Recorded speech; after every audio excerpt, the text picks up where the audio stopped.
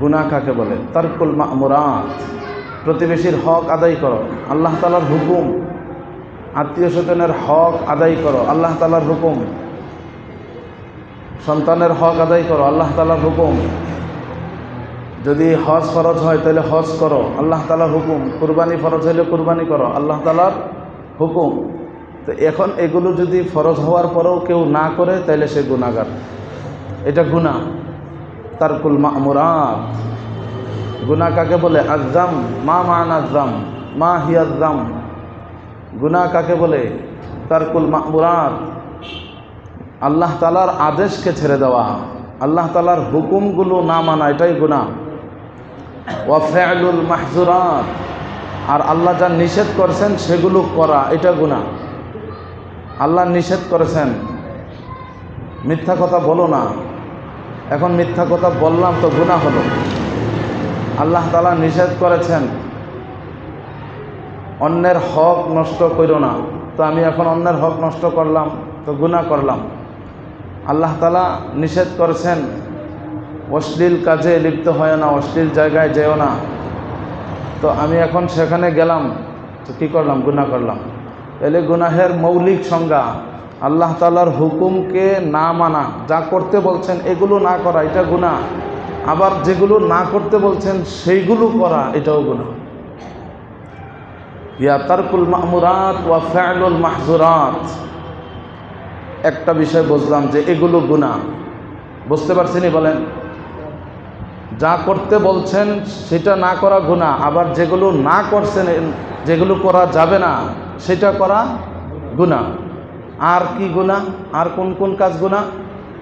আউ তারকু মা আউজাবা আউ ফারাদা ফি কিতাবিহি,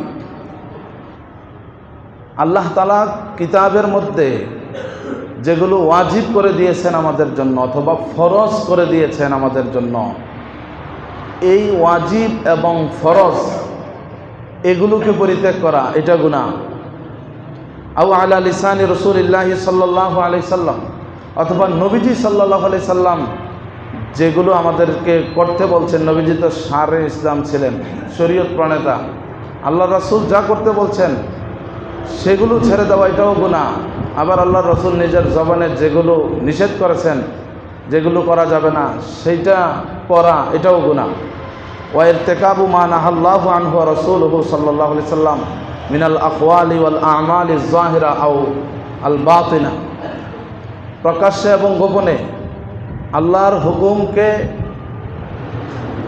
অমান্য করা এবং আল্লাহর বারণকৃত বিষয়গুলোর মধ্যে লিপ্ত হওয়া, এটা হলো গুনাহ। এবং শরীয়তের মুখালাফ করা, ইসলামের শিআর, ইসলামের কোনো কাজ, ইসলামের কোনো বিষয়, এগুলোর মুখালাফত করা, এগুলোর বিরোধিতা করা, এগুলোর মধ্যে অনীহা সৃষ্টি করা, এই সবগুলো হলো গুনাহ। আল্লাহ তাআলা বলেন ওয়া মান ইয়াসিল্লাহা ওয়া রাসূলাহু, যারা আল্লাহ এবং রাসূলের অবাধ্যতা করবে, আল্লাহ করতে বলছেন, রাসূল করতে বলছেন, সে করলো না, আল্লাহ না করছেন এগুলো করো না, নবীজিও মানা করছেন এগুলো করো না, সে করলো, এইভাবে করে যারা আল্লাহ এবং রাসূলের অবাধ্য হয়ে গেল, ওয়া ইয়াতাআদ্দা হুদুদাহু, এবং সে সীমালঙ্ঘন করলো, ইউদখিলহু নারান, আল্লাহ তাআলা তাকে জাহান্নামের মধ্যে নিক্ষেপ করবেন, তার ঠিকানা হবে জাহান্নাম। ইউদখিলহু নারান, এবং আল্লাহ বলেন খালিদান ফিহা, এইভাবে করে আল্লাহর রসুলের হুকুম অমান্য করে যারা গুনাহ করবে তারা জাহান্নামে শুধু যাবে না, খালিদান ফিহা, এই জাহান্নামে তারা চিরকাল থাকবে, সব সময় থাকবে। ওয়ালাহু আযাবুম মুহিন, এবং এই জাহান্নামের মধ্যে তাদের জন্য লাঞ্ছনাদায়ক শাস্তি, যন্ত্রণাদায়ক শাস্তি, কঠিন শাস্তি তাদের জন্য জাহান্নামে থাকবে।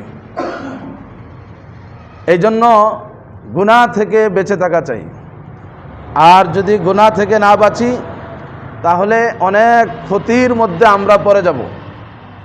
কি কি ক্ষতির মধ্যে পড়ব?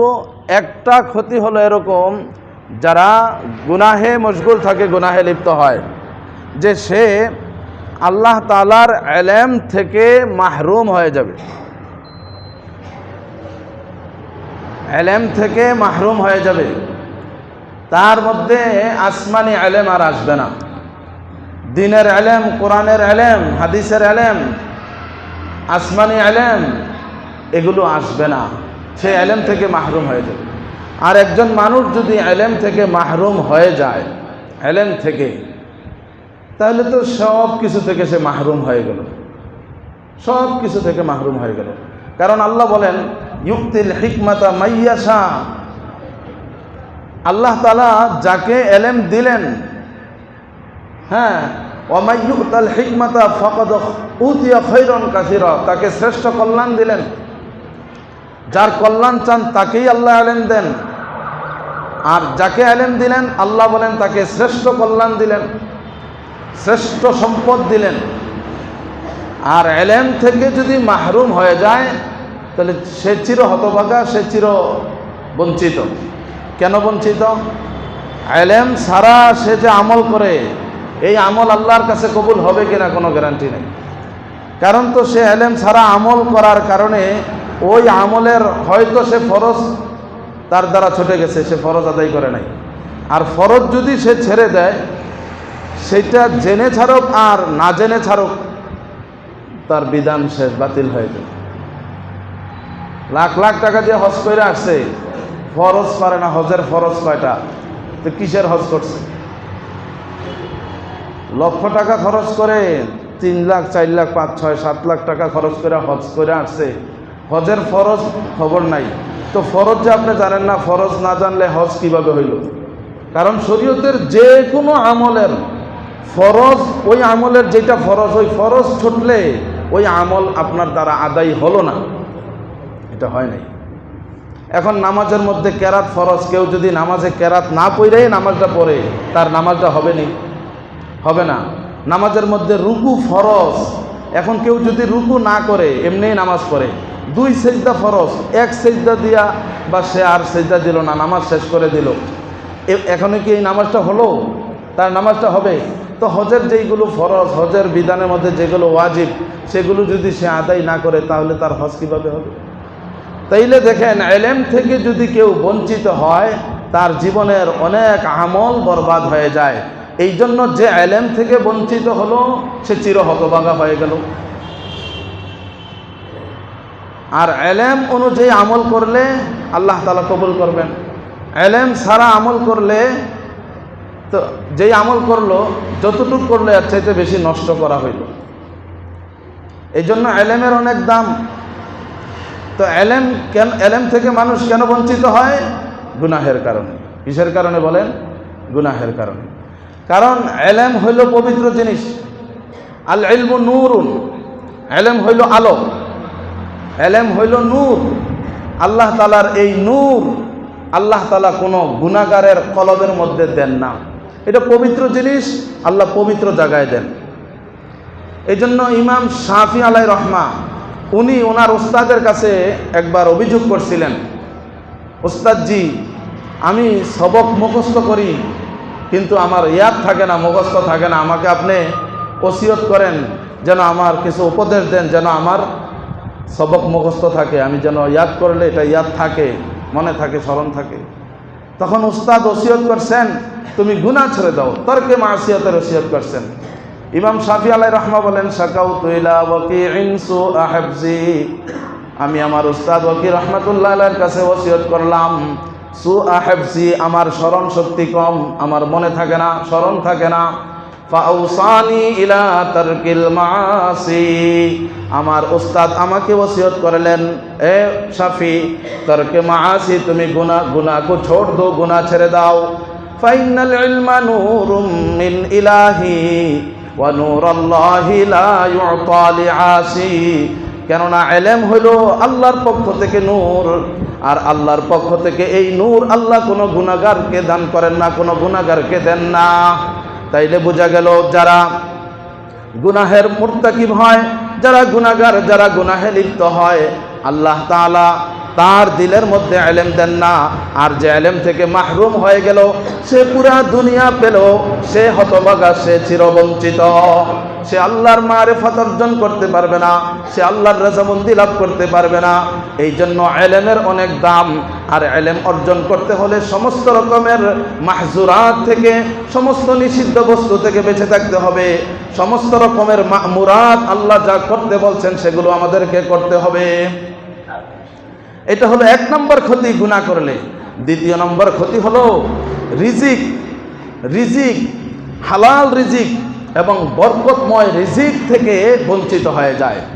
যদি অনেক রিজিক আছে, কিন্তু গুনাহগার সেই রিজিকের বরকত তার থাকে না, এবং রিজিকের যেই ফায়দা এটা তার মধ্যে থাকে না, রিজিক থেকে বঞ্চিত হয়ে যায়। এই জন্য গুনাহ না করা, আল্লাহ তাআলার হুকুম মোতাবেক জীবন যাপন করা।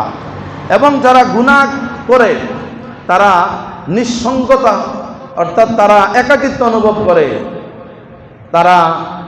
তার একটা গুনাহের মনে করে যে সে অপরাধী, তার যে সবার সাথে হাসি খুশি যে একটা চলা, এটা তার থাকে না।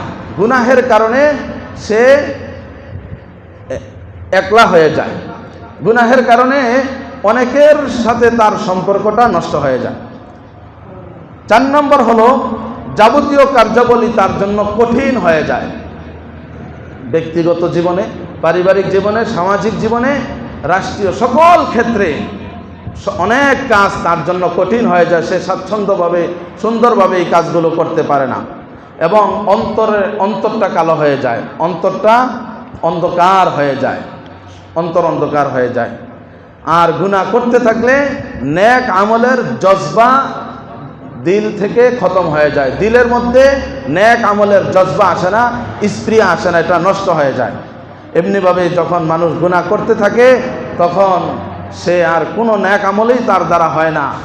একটা নেক আমলের তৌফিক আল্লাহ দেন না, নেক আমলের তৌফিক এটা থেকে সে বঞ্চিত হয়ে যায়। এবং বেশি গুনাহ করলে তওবার সুযোগটা পর্যন্ত নষ্ট হয়ে যায়। আল্লাহ তাআলা তওবারও সুযোগ দেন না। বিনা তওবায় যদি সে দুনিয়া থেকে যায়, তো তার তো সে চির জাহান্নামী হয়ে যায়। এই জন্য গুনাহকে পরিত্যাগ করা, গুনাহের মুরতাকিব না হওয়া, নেক আমলের অভ্যাস করা, আদত করা, এবং দিলের মধ্যে মরিচা পড়ে যায়। হাদিসের মধ্যে আসছে, বান্দা যখন গুনাহ করে তখন দিলের মধ্যে কালো দাগ পড়ে। আরেকটা গুনাহ করে তা আরেকটা দাগ পড়ে, আবার আরেকটা গুনাহ করে আরেকটা দাগ পড়ে। এইভাবে দাগ পড়তে পড়তে পড়তে অন্তরটা, দিলটা পুরা কালো হয়ে যায়। তখন এই দিল আর হক গ্রহণের যোগ্যতা রাখে না, হারায় ফেলে। নামাজ পড়ার যোগ্যতা রাখে না, হারায় ফেলে। জিকির করার যোগ্যতা রাখে না, হারায় ফেলে। কোরআন তেলাওয়াতের যোগ্যতা রাখে না, হারায় ফেলে। নেক আমল করার আর কোনো সুযোগ তার থাকে না, এই যোগ্যতাই তার থাকে না, হারায় ফেলে। কেন? ওই গুনাহ, বারবার গুনাহ করার কারণে। আর গুনাহ হয়ে গেলে সাথে সাথে তওবা করলে দিলের দাগ মুছে যায়। এবং দুনিয়াতে যে বালা মুসিবত, বিপদ আপদ, এই সবগুলো গুনাহের কারণে হয়। আল্লাহ তাআলা পবিত্র কোরআনের 30 নম্বর সূরা আর রোমের 41 নম্বর আয়াত, সেখানে বলছেন, যাহারাল ফাসাদু ফিল বাররি ওয়াল বাহরি বিমা কাসাবাত আইদিন নাস। এই পৃথিবীতে স্থলে এবং জলে যে বিপর্যয় হয়, সমস্যা হয়, আফত বিপদ, জাতীয় পর্যায়ে দুর্যোগ হয়, এই সবগুলো বিমা কাসাবাত আইদিন নাস, মানুষের গুনাহের কারণে। গুনাহের কারণে এই আযাব আসে।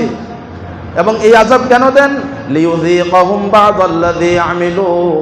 মানুষ যে গুনাহ করলো, এই কারণে আল্লাহ তাদেরকে কিছু গুনাহের, এই অপরাধের কারণে কিছু শাস্তি দিতে চান, আযাব দিয়া কিছু দিতে চান। বা'দাল্লাযী, পুরোপুরি আযাব দিলে তো দুনিয়া খতম হয়ে যেত। তো আল্লাহ এতটুকু বিপর্যয় কেন দেন? আল্লাহ বলেন, লাআল্লাহুম ইয়ারজিউন, যেন মানুষ গুনাহ থেকে ফিরে আসে। আল্লাহ তাআলা সূরা সাজদা 32 নম্বর সূরার 21 নম্বর আয়াত, আল্লাহ বলেন, ওয়ালানুযীকান্নাহুম মিনাল আযাবিল আদনা দুনাল আযাবিল আকবার। মানুষের গুনাহের কারণে আমি দুনিয়াতে শাস্তি যে দেই, এটা লঘু শাস্তি, এটা বড় শাস্তি না, লঘু শাস্তি। আল আযাবিল আদনা, আদনা শাস্তি, দুনাল আযাবিল আকবার, বড় শাস্তি না। লাআল্লাহুম ইয়ারজিউন, যেন তারা ফিরে আসে। তো আল্লাহ আমাদেরকে চান আমরা যেন আল্লাহর দিকে ফিরে যাই, আমরা যেন আল্লাহর দিকে আসি, ফিরে আসি লঘু শাস্তি দিয়া। কিন্তু গুনাহের বারবার গুনাহ করলে তো আল্লাহ কঠিন শাস্তির সম্মুখীন করবেন। সূরা শুরা 42 নম্বর সূরা 30 নম্বর আয়াত, আল্লাহ তাআলা বলেন, ওয়ামা আসাবাকুম মিন মুসিবাতিন ফাবিমা কাসাবাত আইদিকুম, তোমাদের যে মুসিবত আসে, তোমাদের যে বিপদ আসে, এটা কেন আসে? ফাবিমা কাসাবাত আইদিকুম, এটা তোমাদের হাতের কামাই, এটা তোমাদের কর্মের ফল। বালা মুসিবত, রোগ ব্যাধি, বিপদ আপদ, এগুলো আল্লাহ বলেন এটা তোমার হাতের কামাই, এটা তোমার কর্মের ফল।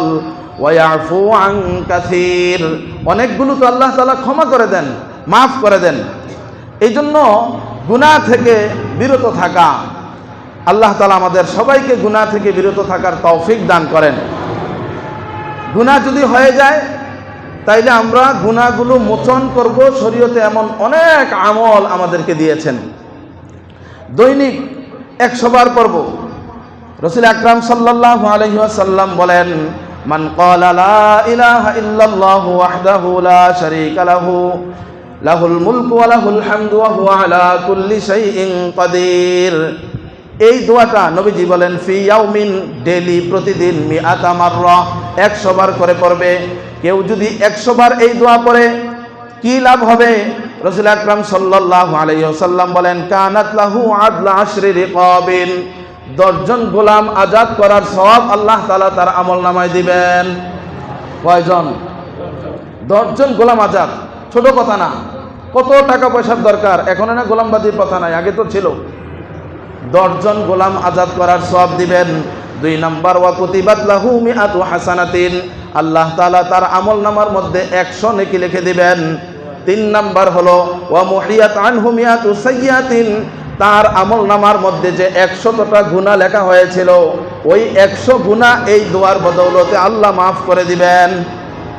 ওয়া কানাত লাহু হিরজাম মিনাশ শাইতান, এবং এই দোয়া পড়ার বদৌলতে আল্লাহ তাআলা শয়তান থেকে তাকে বাঁচার ব্যবস্থা করে দিবেন, শয়তান থেকে বাঁচার ব্যবস্থা করে দিবেন।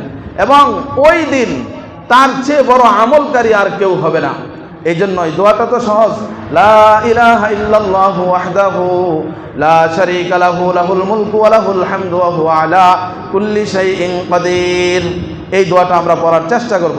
এই হাদিসের মধ্যে আসছে, কেউ যদি সুবহানাল্লাহি ওয়া বিহামদিহি, সুবহানাল্লাহি ওয়া বিহামদিহি 100 বার পড়ে, তো তার জীবনের গুনাহ যদি সমুদ্রের ফেনা সমপরিমাণ হয়ে যায়, আল্লাহ তাআলা তার গুনাহগুলো মাফ করে দিবেন। ছোট্ট দোয়া, সুবহানাল্লাহি ওয়া বিহামদিহি, সুবহানাল্লাহি ওয়া বিহামদিহি, সুবহানাল্লাহি ওয়া বিহামদিহি। পারবো কিনা বলেন? তাহলে এই 2টা দোয়া শিখি, আল্লাহ তাআলা তৌফিক দান করেন। আর গুনাহ কাকে বলে এটা শিখলাম, যে আল্লাহ যা করতে বলছেন এগুলোকে ছেড়ে দেওয়া, এটা গুনাহ। আর আল্লাহ যা নিষেধ করেছেন এগুলো করো না, সেইটা করা, এটা গুনাহ। নবীজি এমনিভাবে নবীজি যা করতে বলছেন এইটা না করা গুনাহ, নবীজি যেগুলো না করতে বলছেন সেইটা করা গুনাহ। আর আল্লাহর এই হুকুম, নবীর এই হুকুম যারা মানবে না, আর আল্লাহ যেগুলো নিষেধ করেছেন, নবীজি যেগুলো নিষেধ করেছেন সেগুলো যারা করবে, আল্লাহ তাআলা পবিত্র কোরআনে ঘোষণা করেছেন তারা চিরকাল জাহান্নামে থাকবে, তারা জাহান্নামে যাবে এবং জাহান্নামে চিরকাল থাকবে, খালিদান ফিহা। আল্লাহ তাআলা আমাদের সবাইকে সমস্ত রকমের গুনাহ থেকে বিরত থাকার তৌফিক দান করেন, বলেন আমিন। সমস্ত রকমের নেক আমল করার তৌফিক দান করেন, বলেন আমিন।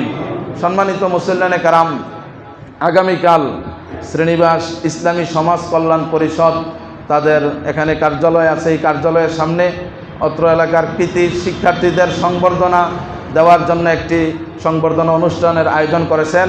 আশেপাশে প্রত্যেকটি স্কুল কলেজ এর এবং মাদ্রাসার এই শিক্ষা প্রধান যারা রয়েছে, প্রধান শিক্ষক এবং গণ্যমান্য ব্যক্তিবর্গদেরকে দাওয়াত করা হয়েছে, ওনারা আসবেন, একটি অনুষ্ঠান হবে। আপনাদের সকলকে দাওয়াত করেছেন, আমাকে বলছেন আপনাদেরকে দাওয়াত দিয়ে দেওয়ার জন্য, তাদের পক্ষ থেকে দাওয়াত দিলাম। আগামীকালের অনুষ্ঠানে ইনশাআল্লাহ উপস্থিত থাকবেন।